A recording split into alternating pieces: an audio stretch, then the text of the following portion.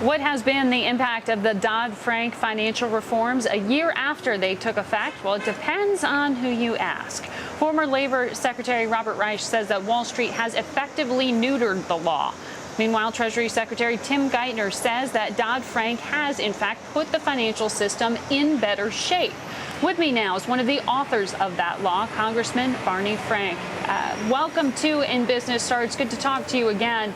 The Treasury Secretary had an opinion piece in Wall Street Journal today saying that there are forces out there trying to weaken Dodd Frank. Do you believe that the spirit, the intention of Dodd Frank is in peril?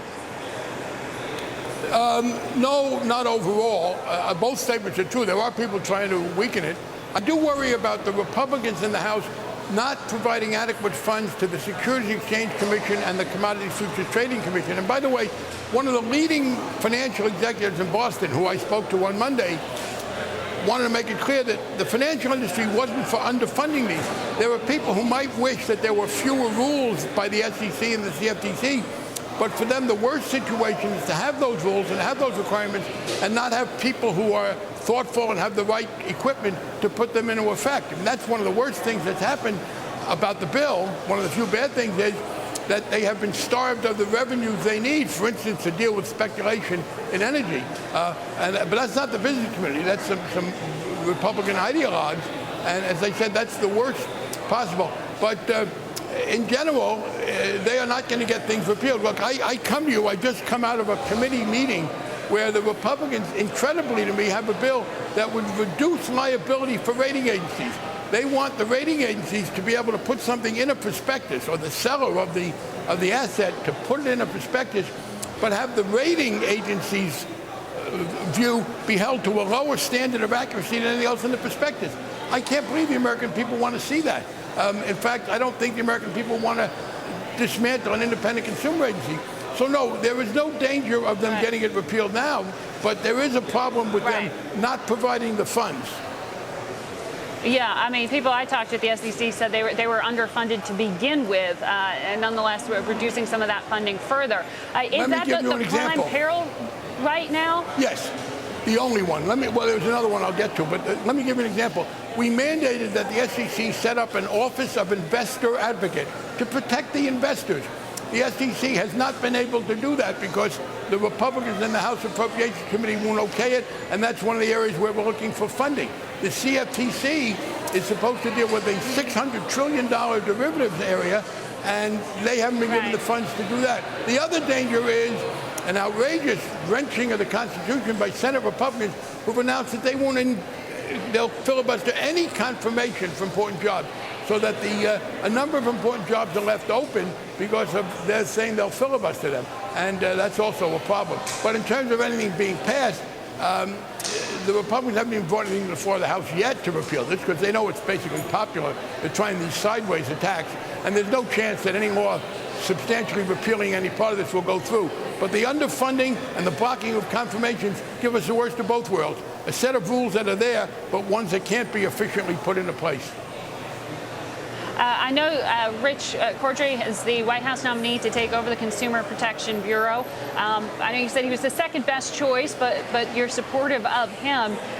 Do you think that he will be confirmable? And if the president has to appoint him in recess, will that change the effectiveness of that agency?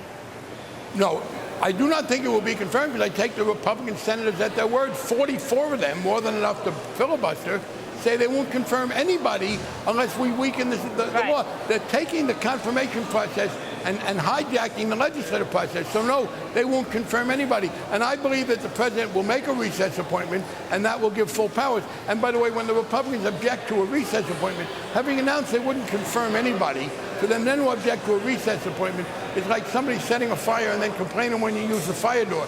They're the ones who have created a situation which there has to be a recess appointment.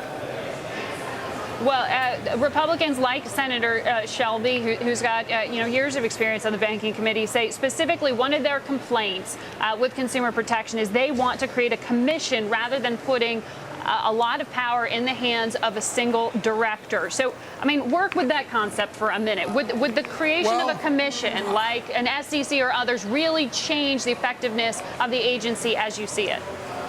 yes, then you'd have to get 5 confirmations through that group. But beyond that, there's a little bit of hypocrisy there. The notion that you can't have a single regulator, the single most important bank regulator is the single regulator, the control of the currency. Now, you've mentioned that Senator Shelby's been on the committee a long time. Apparently, he hasn't noticed in all these years that the control of the currency is a single head. And, of course, they want to do more than that. They want to basically say, look, we said that bank regulators, their primary focus is on the banks, as it should be. But they do not give a lot of attention to consumer issues. And that's why we want an independent consumer bureau to be there along with them. What their bill would do would be to put the bank regulators back in charge of the Consumer Bureau. So they go beyond simply going to a commission. But the fact is, as I said, that the control of the currency is an individual with more power than the Consumer Bureau, and Senator Shelby has never felt the need to make that a commission.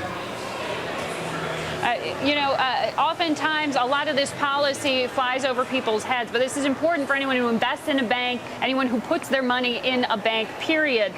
When you talk to financial services lobby, they'll tell you they promise in the fall we are going to have hearings about this. There is going to be pressure to reform the reforms. Do you think that there are changes that are needed in the law as it is currently structured? What do you want changed? Well, I did want to have a change in the credit card, the debit card swipe fee, because that was not a part of the law that I essentially talked about. But beyond that, no, I don't see any need for significant changes. And by the way, we are talking about the people who have invested in banks. They're the ones who are being protected. When banks do risky things and fail, it was the bank shareholders that get wiped out. So we believe, as I said, we provided that the SEC set up an Office of Investor Advocate. We wanted to have a fiduciary duty for people to advise people how to invest. We want to require that of people who tell municipalities how to invest. This is a very pro-investor bill. I want to ask you, Congressman, about the issue that seems to be of most immediate concern, and that is what is happening with the debt ceiling debate right now. We had what was billed as progress yesterday with a group of 6, and the president saying he supports a bipartisan effort there. What progress is there in the House to get any kind of support, any kind of bipartisan consensus? Well, there's a problem in the House because the House Republicans are in the grips of a very, very conservative group. They passed a bill yesterday that no one takes seriously except maybe a handful of them. And even Michelle Bachmann, who's been the purist, voted against it. So the leadership is have to come to the Senate. And, of course, it will have to be bipartisan. My own view is, and I've been focusing on one particular thing, we continue to spend well over $100 billion a year on military operations that I think are unwise. We are long since past the point when we should be out of Iraq. We're at the point where we should be out of Afghanistan. We have troops in Western Europe defending wealthy nations who don't have any opposition. My own piece of this is to say that we could end the wars in Afghanistan and Iraq and put some realistic limits on the extent to which America does everybody else. We could cut $200 billion a year of the current military budget, and I'm focused on trying to make that part of any package. Right, and that's extremely politically loaded, and that's something that we're talking about needing to get resolved in the near term. Is the best solution something that simply lifts the debt ceiling, and then we make some of those policy decisions later on? Would you be supportive of that? Yes. In fact, I already have been. We had a bill. The Republicans thought they would embarrass us by bringing up a bill that simply lifted the debt ceiling, and I voted for it. So the answer is, of course, we should do that. The debt ceiling is not a matter of future policy. It's about past debts. It was irresponsible to do anything other than to pay those past debts and then debate the other issues. All right. Thank you very much, Congressman, for making time for us today. Appreciate it.